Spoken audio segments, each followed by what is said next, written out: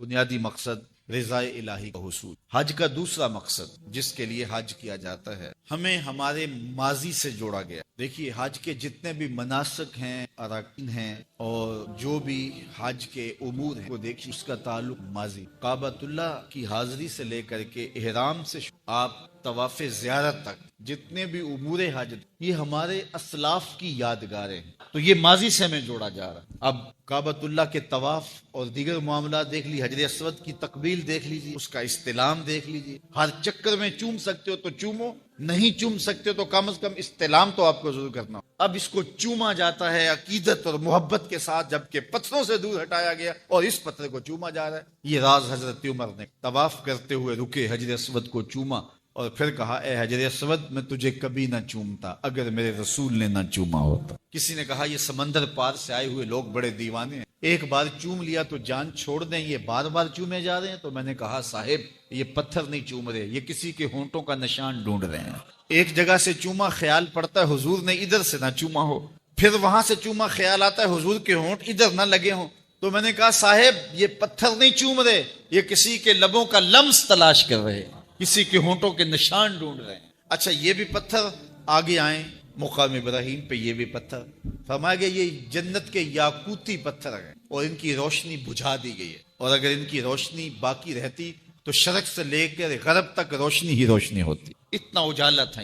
اور یہ حجر اسود کے بارے میں روایت ہے کہ اس کو قیامت کے دن 2 ہونٹ اور زبان دی جائے گی، جس نے چوما قیامت کے دن رب سے اس کی بخشش کی سفارش کرے گا، اس کی شفاعت کرے گا۔ اب یہ آ گیا مقام ابراہیم، اللہ کے گھر کا طواف کر کے 7 چکر کاٹ کے اب کہا یہاں 2 رکعتیں پڑھو۔ یا اللہ تیرے گھر کا طواف ہو گیا، اب کسر تو کوئی نہیں رہ گئی۔ کہا نہیں، اگر محبت کی بولی جانتے ہو تو اپنے ڈیرے سے یار کا ڈیرا اچھا لگتا، اتنی دیر تک تمہارا طواف نہیں مانوں گا جب تک وہاں پیشانی نہیں رگڑو گے جہاں میرے یار کے قدم آئے ہیں۔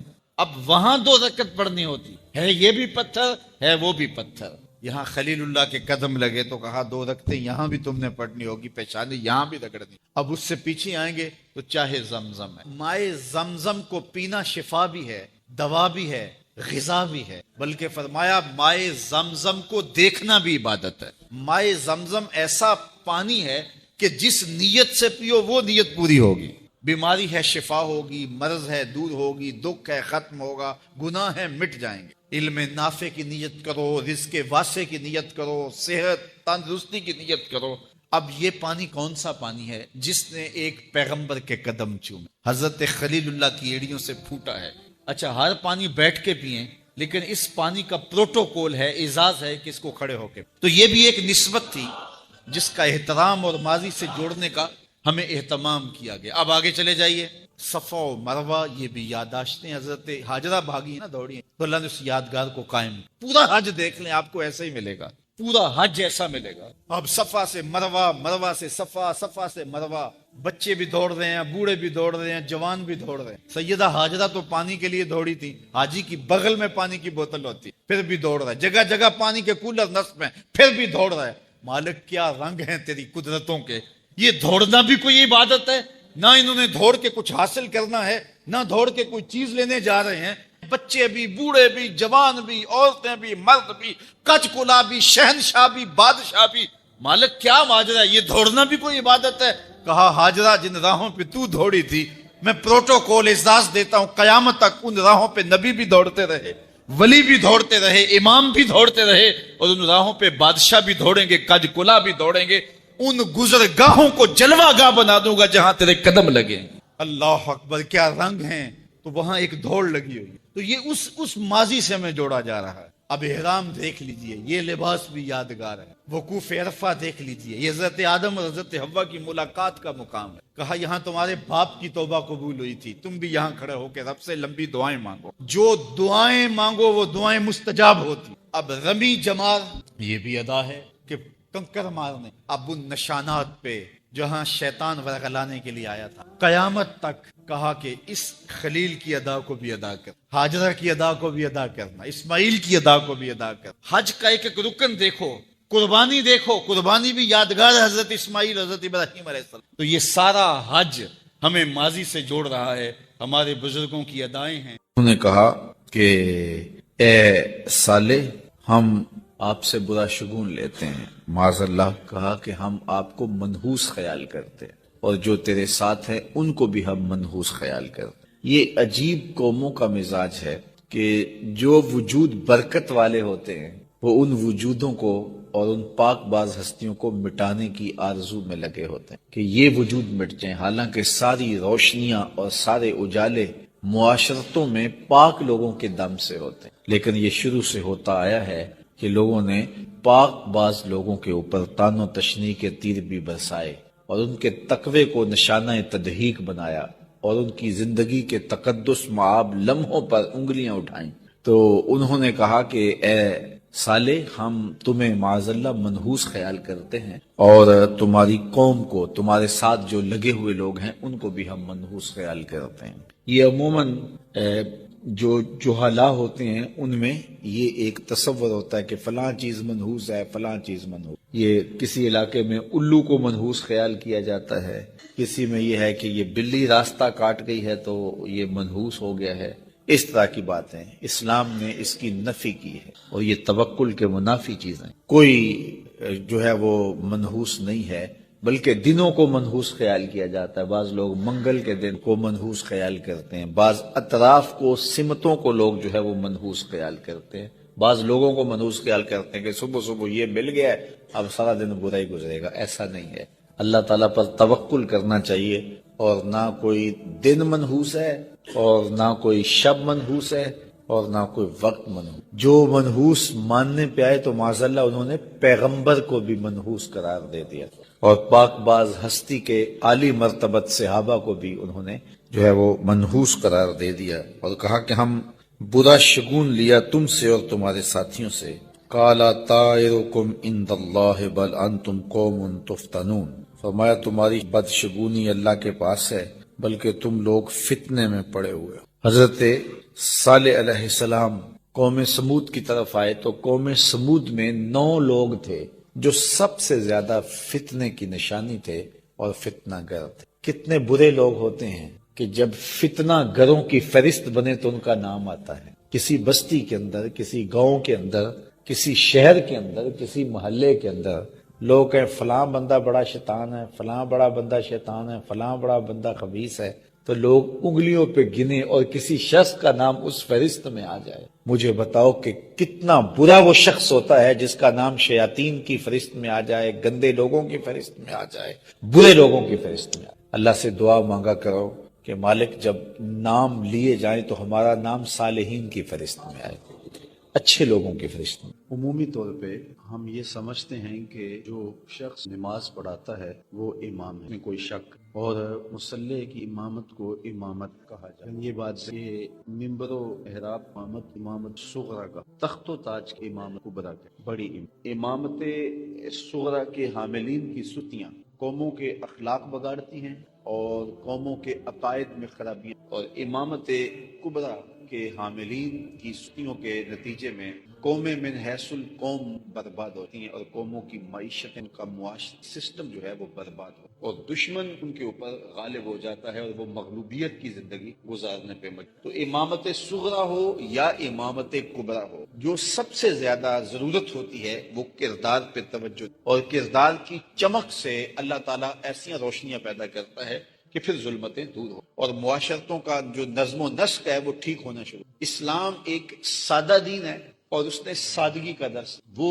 بندہ جس بھی منصب پہ ہے تو اس کو سادگی کی زندگی گزارنے کا حکم دیا گیا ہے، اور سادہ زندگی، بے تکلف زندگی ایک خوبصورت زندگی جس میں زندگی اپنے اصل روپ کے ساتھ۔ اس وقت مجھے معاف کیجئے گا، ممبر و محراب کے وارثین ہو یا صاحبان جبہ و دستار ہو یا مسجد نشین ہو اور خانقاہوں کے سجادہ نشین ہو یا آیان اقتدار پہ بیٹھنے والے وزراء ہوں یا مشیر ہوں یا ہمارے حکمران لوگ ہوں، ان سارے لوگوں کی زندگی ایک مصنوعی زندگی بن کے رہ گئی اور سارا وقت اپنے جبہ و دستار کو سجانے کے لیے اور اپنے پروٹوکول اور اپنی تکریم اور اپنے اعزازات کے لیے صرف کر دیتے ہیں۔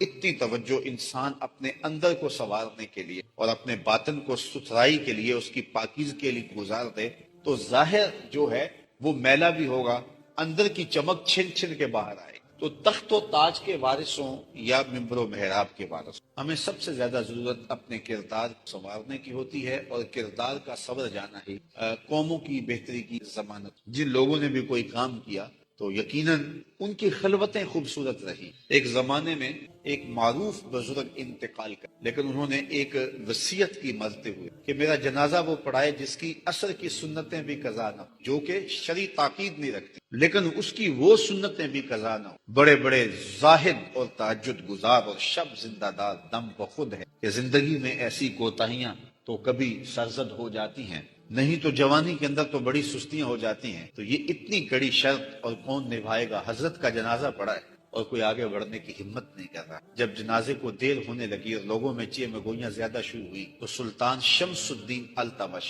جو وقت کا حکمران ہے، آنکھوں میں آنسو ہے تو آگے بڑھا اور مصلی پہ کھڑا ہو کے کہنے لگا مرنے والا مر گیا، ہمیں بے نقاب کر کے۔ یہ تھے حکمران، اور پھر ان کا جو روب تھا دشمنوں پر اور ان کی جو قوت تھی دشمنوں پر، یہ ان کے کردار کی چمک۔ تو امامت صغرا ہو یا امامت کبرا ہو، مصلی کی امامت ہو یا تخت و تاج کی امامت ہو، ہمیں سب سے زیادہ توجہ اپنے کردار کی طرف دینا ہوتی ہے، اور جب ہمارا کردار خلوت میں خوبصورت ہو تو پھر ہماری جلوتوں کے اندر روب پیدا ہو جاتا ہے، ہمارے لہجوں کے اندر رس بھر جاتا ہے، ہماری آواز میں تاثیر پیدا ہو جاتی ہے، پھر ہمارا حکم ٹالا نہیں جاتا۔ یا پھر حکم انسان کیا ٹالے گا، پھر تو زمین بھی حکم نہیں ٹالتی، پھر تو پہاڑ بھی راستہ دے دیتے ہیں۔ جب زلزلہ آتا ہے تو حضرت عمر مدینے میں کھڑے ہیں تو زمین کانپنے لگی ہے تو درہ زمین پہ مارتے ہیں اور کہتے ہیں زمین ٹھہر جا، کیا عمر نے تیری چھاتی پہ عدل نہیں کیا ہے؟ تو زمین ٹھہر جاتی ہے۔ وہ کردار کی چمک تھی۔ اور ایک لونڈی رو رہی ہے مدینے کی گلی میں، حضرت عمر گزرتے ہیں تو پوچھا کہ تم کیوں رو رہی ہو؟ اس نے کہا کہ ٹھوکر لگی اور جو میں تیل لے کے آ رہی تھی وہ بہہ گیا اور زمین میں جذب ہو گیا، اب میری مالکہ بڑی سخت گیر ہے، تو جب اسے یہ پتا چلے گا تو وہ میرے پر بہت زجر و توبیخ کرے گی، میں ڈرتی ہوئی گھر جانے سے گھبرا رہی۔ تو حضرت عمر نے درہ زمین پہ مارا اور زمین کو کہا زمین کیا عمر نے تیرے پہ عدل نہیں کیا اور تو میرے ہوتے ہوئے ایک لونڈی کا تیل جذب کر جائے؟ تو زمین نے فوراً تیل اگل دیا، کہا اس کو اپنے برتن میں ڈال لو۔ تو یہ عمر تھے رضی اللہ تعالیٰ عنہ کہ زمین بھی حکم مانتی۔ انسان غور تو کرے، اگر نور نہ آتے تو کیا ہوتا؟ ہم کن کار مذلتوں میں گرے ہوئے، یہ ایک الگ مضمون ہے، الگ کہانی ہے۔ لیکن ذرا دیکھیے کہ آقا کا جوتا دھوپ سے اٹھا کر غلام چھاؤں میں رکھا تو آقا اس بھی کوڑے برساتا ہے، کیوں؟ کیا جرم کیا اس نے؟ کہا تو نے میرے اذن کے بغیر میرے جوتے کو ہاتھ کیوں لگایا؟ تیرے ہاتھ اس قابل کب ہوئے تھے کہ مجھے پوچھے بغیر میرے جوتے؟ وہ کہتا ہے خراب ہو رہے ہیں جوتے اور اس لیے میں نے ان کو ذرا چھاؤں میں مڑ، لیکن آقا اس کی اس بات کو، کیونکہ وہ سمجھتا ہے کہ اس کے اندر عقل نہیں ہے، تبھی تو یہ غلام ہے، وہ اس کو قبول کرنے تیار نہیں، اور اس کو غلام کی خود سری اور تکبر اور تمرد شمار کر۔ اقبال علیہ رحمہ نے کہا تھا نا، غلامی کیا ہے ذوق حسن و زیبائی سے محروم، جسے زیبا کہیں آزاد بندے، بھروسہ کر نہیں سکتے غلاموں کی سیرت کہ دنیا میں فقط مردان حر کی آنکھ ہے بھی۔ غلام کی اس بصیرت کو بھی تسلیم نہیں کیا جا رہا کہ اس نے جو چھاؤں میں جوتے رکھے ہیں اس کے پیچھے اس کی یہ عقل کام دے رہی ہے کہ خراب ہو جائیں گے۔ آقا سرے بازار کوڑے بس متکبر ہو گیا، تجھے پتہ نہیں ہے اوقات نہیں۔ یہ ہے انسانیت کی۔ اب ایک جملہ کا توجہ چاہ، غلام آقا کا جوتا دودھ سے اٹھا کر چھاؤں میں رکھنے کا روادار ہے، جس دور میں یہ ظلمت ہے میرے اور آپ کے عرش سے پلٹ اور بلال حبشی کو بولا اور کہا بلال تو کون سا نیک عمل کرتا ہے، میں نے جنت میں تیرے قدموں کی آہٹ کو سنا ہے۔ کیا خیال ہے اس ایک جملے نے دور غلامی کی ساری تھکن اتار نہیں دی ہوگی اور بلال فرش چھٹ کے فراز عرش پہ نہیں پہنچ گیا ہوگا؟ جس غلام کو آقا کے جوتے کو ہاتھ لگانے کا حق نہیں تھا، اس کو دو جہاں کا آقا کہہ رہا ہے میں نے تیرے قدموں کی چاپ کو سنا ہے، اور سنا بھی فراز جنت میں۔ اور اسی تعلیم کا نتیجہ تھا کہ حضرت بلال حبشی رضی اللہ تعالیٰ عنہ جب داریہ سے واپس آئے، امیر المومنین حضرت عمر فاروق کے دور مسجد سے باہر نکل کر استقبال کرتے کالے رنگ کے ہاتھ کو چوم کر آنکھوں سے لگایا اور کہا یا بلالو انتا سیدنا، بلال لوگ تجھے غلام کہیں ان کی مرضی، میرا تو آقا لگتا ہے۔ کس نے ذروں کو ملایا اور کس نے قطروں کو اٹھایا اور دریا کر دیا، خاک کے ذروں کو ہم دوش ثریا کر دیا۔ زندہ ہوتے ہیں جو مرتے ہیں حق کے نام پر. کیا نظر تھی موت کو جس نے مسیحا کا, تو وہ جس کی حکمت نے کیا یتیموں کو در رہی ہے. غور تو کر, معاشرے کی ان پامال قدروں کو میرے آقا نے زندگی بخش اور ہر شخص کو اس کا حق دیا. یہ ہماری شریعت کا مزاج ہے. بیوہ کے سامنے اپنی بیوی سے پیار نہ کرو, غریب کے سامنے اپنی دولت کی نمائش نہ کرو, بلکہ میرے آقا کریم فرمایا اپنے گوشت کی خوشبو سے ہمسائے کو تکلیف نہ. یا تو تھوڑا سا پانی زیادہ ڈال لو, شوربے کی ایک پیالی ہمسایوں کے گھر بھیجو, اور اگر ایسا نہیں کر سکتے تو ایسے زاوی اور وقت میں پکاؤ کہ ہمسائے کے بچوں کو تکلیف نہ ہو. وہ کیا کسی نے کہا تھا نا, دوپہر کو سلا دیتی ہے بچوں کو وہ اس ڈر سے گلی میں پھر کھلونے بیچنے والا نہ آ جائے. لیکن کبھی ہم نے اس نقطۂ نظر سے دیکھا, ہم نے کبھی ان زاویوں سے سوچا؟ ہم نے تو اپنی دولت کو لوگوں کے لیے عذاب بنا دیا. ہم نے تو اپنی خوشیوں سے لوگوں کے غموں میں اضافہ کیا. ہم نے شادی کی, اپنی بیٹی کو جہیز دیا نا, لیکن چار پائیوں پہ بچھا دیا. ایک عورت کو کہا جاؤ پوری بستی میں بتاؤ کہ ہماری بیٹی کا جہیز دیا تو اپنی بیٹی کو ہے, لوگوں کیوں دکھلا رہے ہو؟ داد لینے کے. سیٹھ صاحب نے, ملک صاحب نے, خان صاحب نے, چودھری صاحب نے حد, چائے کے کھوکھوں پر, پھٹوں پر, تندوروں پر باتیں ہوں کہ حد ہوگی, بڑا جہیز, اور بیٹیاں جہیز دیکھنے کے لیے آئیں. تم نے تو داد لے لی, دلی گلی بات. کسی نے نہ سوچا کہ جو بچیاں جہیز دیکھنے آئیں ان میں یتیم بیٹیاں بھی آئیں. سلیقہ شعار ہیں, خوبصورت ہیں, پڑھی لکھی ہیں, لیکن ان کا رشتہ کوئی قبول نہیں کر رہا. تمہارے ترکوں کے حساب سے جہیز جب ان بیٹیوں نے دیکھا جو زخم ان کے کلیجے آیا, اس کا مداوا کس کے پاس ہے؟ تارا ٹوٹتا سب نے دیکھا, یہ نہ دیکھا ایک نے بھی, کس کی آنکھ سے آنسو ٹپکا, کس کا سہارا چھوٹ گیا. تمہاری بیٹی کا جہیز دیکھنے کے لیے اس مزدور کی بیٹی بھی آئی جو بڑھاپے کے باوجود سامان اٹھا کے اڈے پہ چلا جاتا ہے. مزدوری والے اڈے پہ جا کے بیٹھتا ہے, سارے بوڑھا سمجھ کے اسے چھوڑ, اور وہ کہتا ہے مجھے 10 روپے کم دے دینا, لیکن اسے قبول کوئی نہیں کرتا. اور آج وہ بیوی کو کہہ کے آیا تھا جو رقم ملے گی اس کا آٹا بھی لے کر, اور دوپہر تک جب کوئی اس کو نہیں لے جاتا, مایوس ہو کے جب واپس پلٹتا ہے, کہ آپ اندازہ کر سکتے ہیں اس کے قدم کتنے بوجھل ہوتے ہیں. اور گھر کی دہلیز عبور کرنا اس کے لیے پل صراط عبور کرنے کے مترادف ہوتا ہے. وہ اپنی بیوی کی آنکھوں سے آنکھیں نہیں ملاتا جب اندر جاتا ہے, اور اندر کپڑے سی کے اپنے جہیز تیار کرتی ہوئی بیٹیاں جب اپنے باپ کو یوں خالی آتا ہوا دیکھتی ہیں تو جو زخم اس کے کلیجے جب لگتے ہیں, یہ الگ دکھتا ہے, میں اس کو الفاظ کا جامع نہیں دے سکتا. تمہاری بیٹی کو جہیز دیکھنے کے لیے اس مزدور کی بیٹیاں بھی آئیں. تم نے تو داد لے لی, لیکن جو کچوکے ان کے سینے پہ لگے اس کا مداوا کس؟ کاش کہ ہم حضور کی راہوں کے مسافر ہو اور ہم نے حضور کی سیرت کو دیکھا ہوتا, اللہ کے محبوب علیہ السلام کے انداز تبلیغ کو اور انداز تربیت کو نظر میں رکھا ہو. خدا کی قسم عید کے دن کلیجہ پھٹتا ہے. ایک طرف تو امیر کا بگڑا ہوا بچہ گولڈن سیب کا ایک کونا کاٹ کے دوسرا کتے کے آگے ڈال رہا ہوتا ہے, اور دوسری طرف بیوہ کا یتیم بچہ چھاپ لگا کر عید کے دن بھی آلو چھولے بیچ رہا ہوتا ہے. بچوں کے جذبات ہوتے, جو غبارے بیچتے بچے ہیں اور جو پانی بیچتے پھرتے ہیں معصوم بچے, ان کا جی بھی چاہتا ہے کہ وہ سکول جائیں. ان کی ماؤں کے بھی ارمان ہیں. مائیں اپنے بچوں کو چاند کہتی ہیں, بچپن میں جج کہہ کے پکارتی ہیں, لیکن ان کے جذبات پہ جو بجلیاں گرتی ہیں کبھی ہم نے اس نظر سے بھی دیکھا؟ آئیے مصطفیٰ کے دامن میں پناہ. کریم صلی اللہ علیہ وسلم نے ارشاد فرمایا, بے شک اللہ تعالیٰ تمہاری صورتوں کو اور تمہارے اموال کو نہیں, کون کتنا مالدار ہے, کس کی شکل کیسی, وہ اسے نہیں دیکھ, وہ تمہارے دلوں کو دیکھتا ہے اور تمہارے عملوں کو. تو اس لیے صورت جیسی بھی ہو وہ تو اللہ کی بنائی ہو, تو ہمیں اپنی سیرت کو سنوارنے کی کوشش کر, جتنی کوشش اپنی شکل کو سنوارنے میں ہم صرف کرتے ہیں. یہ رنگ گورا کرنے والی کریمیں اس وقت جتنی زیادہ فروخت ہو, ہر شخص اس چکر میں ہے کہ میں اچھا بھلا دکھائی صورت سے, شکل سے, لیکن رب چاہتا ہے کہ میرے بندے کی سیرت اچھی ہو. رنگ بلالی بھی ہو لیکن صورت کی بجائے سیرت کی طرف توجہ دینے کی ضرورت ہے. حضرت باہو نے بھی کہا تھا کہ دل کالے نالوں منہ کالا چنگا, جے کو یہ رمز پچھانے ہو. تو اصل بات دل کی پاکیزگی کی ہے, دل کی طہارت کی. مالدار بننے کے لیے 18 گھنٹے بھی ہم کام کریں, مال سے, اور اعمال اگر ہم مسجد میں نماز پڑھنے کے لیے آ بھی جائیں تو اعمال کو سنوارنے کی طرف توجہ ہماری نہیں. مجالس کے اندر بیٹھ بھی جائیں تو ہمارا خیال بھٹکا ہوا ہوتا, اور جو ہمیں خیر کی باتیں اس دور میں بھی مل رہی ہوتی ہیں ہم ان سے بھی نفع حاصل نہیں کر پاتے. تو اس لیے ہمیں ظاہر سنوارنے کی بجائے من سنوارنے کی تلقین کی گئی ہے. حضور فرماتے ہیں, رب ارشاد فرماتا ہے کہ میں شریک ٹھہرانے والوں کے شرک سے بے نیاز ہوں. جس نے کوئی عمل کیا جس عمل میں اس نے میرے ساتھ کسی اور کو شریک کی تو میں اس کو بھی اور اس کے عمل کو بھی اور اس کے شرک کو بھی ترک کرتا ہوں، چھوڑتا ہوں، وہ جانے اس کا عمل جا۔ تو جو عمل ہو وہ محض رضائے الہی کے لیے، اگر کسی کے دکھاوے کے لیے عمل کیا ہے تو یہ عمل ہی نہیں ہے اور اللہ کی بارگاہ میں قطعاً قبول نہیں ہے، جس میں کسی کے دکھلاوے کا عنصر شامل ہو۔ ہم اپنے عمل برباد نہ کریں۔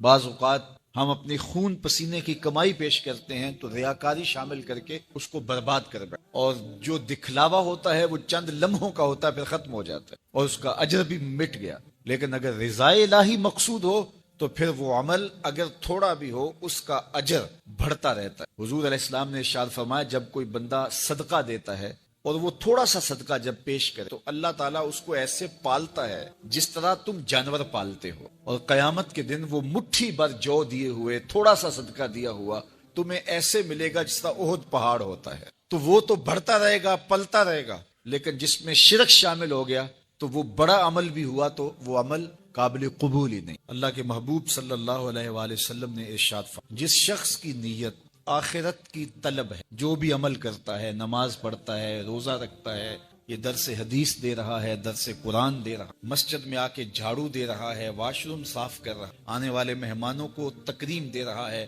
کھانا کھلا رہا ہے، چٹائیاں بچھا رہا ہے، اس کا مقصد کیا ہے؟ آخرت کی۔ جو بھی وہ کام کرتا ہے اچھائی کا، نیکی کا، اس کا مقصد کیا ہے؟ طلب الآخرہ۔ اللہ اس کے دل کے اندر غنا ڈال، اس کے دل کو اللہ غنی کر دے۔ یہ حضور نے فرمایا اور ایسا ہی ہے۔ اپنے عمل کو خالص کر کے دیکھ لو، آپ کا دل دنیا سے غنی ہو جائے گا۔ یہ میرے رسول کا سچا وعدہ ہے۔ جب کوئی شخص اپنے اعمال کو آخرت کے لیے کرتا ہے، اس کی طلب دنیا حاصل کرنا نہیں، آخرت حاصل کرنا ہے، سچے رسول کا سچا وعدہ ہے، اللہ اس کے دل کو غنی کر دیتا ہے۔ شاید جب بیت اللہ شریف میں جاتا ہے اور جب اس کی کعبۃ اللہ پہ پہلی نظر پڑتی، جو دعا مانگے قبول ہوتی ہے، جو بھی دعا مانگے۔ اب یہ بڑا مشکل مرحلہ ہوتا ہے کہ اب ایک لمحہ ہے، پہلی نظر، جب تک آنکھ کھلی رہے تو اس پہلی نظر میں کیا دعا مانگ، کیونکہ کعبہ کی جلالت ایسی ہے کہ بعض کا ہیبت سے جو ہے وہ نظر ٹھہر بھی نہیں پاتی۔ پہلی نظر سے دعا مانگنی ہے، اور پھر دعا بھی زندگی کی وہ مانگے کہ جو زندگی کا اہم ترین مانگ۔ تو مختلف لوگوں نے مختلف دعائیں مانگ، کوئی کچھ مانگ لیتا ہے، کوئی جو کسی کی ضرورت تو وہ مانگ لیتا ہے۔ حضرت امام اعظم امام ابو حنیفہ علیہ رحمۃ جب حج پہ گئے اور کعبۃ اللہ پہ پہلی نظر پڑی تو اللہ کی بارگاہ میں عرض گزار ہوئے، اے اللہ مجھے مستجاب الدعوات بنا دے، میں جو دعا مانگا کروں تو قبول کر لیا کر، مجھے مستجاب الدعوات بنا۔ تو ایسی دعا مانگی کہ بس پھر ساری زندگی مانگتے رہو، وہ قبول ہوگی تو پھر جو مانگیں گے وہ بھی قبول ہوگا۔ تو اللہ کی بارگاہ میں کیا دعا مانگی؟ اے اللہ مجھے مستجاب الدعوات بنا دے، میری دعا یہ ہے کہ میری دعائیں قبول کرنا۔